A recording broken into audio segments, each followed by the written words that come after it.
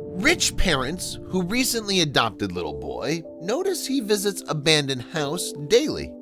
Story of the day.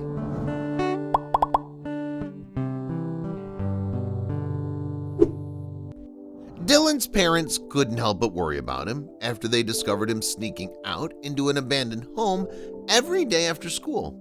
They decided to ask him why, and his reason stunned them. Dylan was ecstatic to learn that at 10 years old, a couple had chosen to adopt him from the group home he lived in.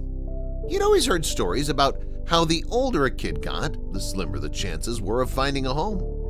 The young boy had always longed for a family, and now that it was happening and he was headed to his new home, there was only one thing that bothered him: the thought of leaving his best friend, Adam. "I'll miss you, Adam," he said as they embraced one last time. "I'll never forget, trust me." With that one last goodbye, Dylan smiled at his parents and took each of their hands in his. They walked to their car happily, ready to embark on a new, lifelong journey together. One day, Dylan's mom, Abigail, was waiting for him to head home from school. She had his afternoon snack ready, but he didn't make it home until 2 hours later. "Where were you, honey? Why'd you come home late? I was worried about you," she asked. "Sorry, Mom, I was with my teacher to study a new math topic that I'm having difficulty with," he lied. The following day, the same thing happened again. He arrived home 2 hours later than he should have, and that sparked Abigail's concern. "I don't think he's been studying with his teacher," she told her husband, Dave. "Why do you say that? Maybe he's having difficulty with his lessons," he replied. Abigail shook her head. "No, I really don't think so. He's a smart kid. I checked his school uniform the past 2 days, and they're dusty, not from playing, but from sitting on muddy ground. I think he goes somewhere after school. We need to follow him tomorrow." Upon hearing that his son would go home in dirty clothes, Dave agreed that they should see where Dylan would go after school. So they waited across the street from the school entrance the following day and saw that he was headed in the opposite direction of their home. Abigail followed shortly behind Dylan and saw him entering an abandoned house, which caused her to panic. "What's he doing in there?" she asked her husband. Abigail decides to enter the house to see if Dylan was in any sort of trouble. As soon as she walks in, she sees Dylan taking food out of his backpack and giving it to a homeless man on the floor. He then takes out some of his dad's old clothes, which he had disposed of in the garage, and handed them to the man. "I hope you like the food, sir," Dylan told the man. "These were what they served at our school cafeteria today. Tomorrow I'll get you something else."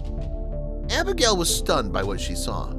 She called her husband to enter the house, and even he marveled at his son's selfless qualities.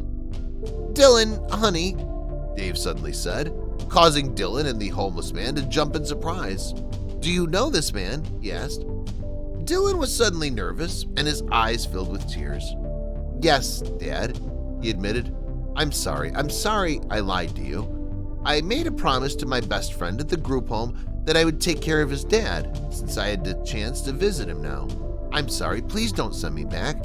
I love you both dearly," he begged. Abigail couldn't help but feel bad for Dylan, who was suddenly fearful that they'd abandoned him for lying. "Honey, we'll never take you back to the group home. You're our son," she assured him. "We love you, but of course we also want you to be honest with us. We're your parents, and we need to know what's going on with you." Dylan nodded. "I just thought you wouldn't allow me to visit him. My best friend Adam only has me to count on to take care of his dad. He's sick," he revealed. Abigail and Dave didn't hesitate to help the man, who introduced himself as Greg. They took him to the hospital where he was examined and treated. Once he recovered, Dave got him a job at his company where he slowly earned money to get himself a decent home. Dave made sure to guide Greg through his transition and promised that once he was settled, he'd help Greg get Adam back from the group home. A year passed, and Dylan and his parents just finished preparing their Christmas dinner. They had turkey, slabs of steak, greens and mashed potatoes, and Abigail's special apple pie on the table. Once they finished setting up, they gathered around the table and sat alongside Adam and Greg, who were finally reunited after years of being apart. Before dinner, they said their prayers and raised their glasses for a toast. "Here's to Dylan," Greg started. May everyone be blessed to have a friend like him, loving, selfless, and fiercely loyal. To Dylan, they all cheered. What can we learn from this story? Be honest with your parents. Don't lie to them. They only want what's best for you. Being honest with your parents is a must and could come with benefits. In Dylan's case, he was able to get his best friend's dad recover with the help of his parents, which changed the man's life forever. True friendship expects nothing in return for all the kindness given. Dylan promised Adam that he'd look after his father once they got out of the group home, and he kept that promise. In the end, Dylan and his parents were even able to help Adam's dad bounce back from poverty, allowing them to be reunited. Share this story with your friends. It might brighten their day and inspire them.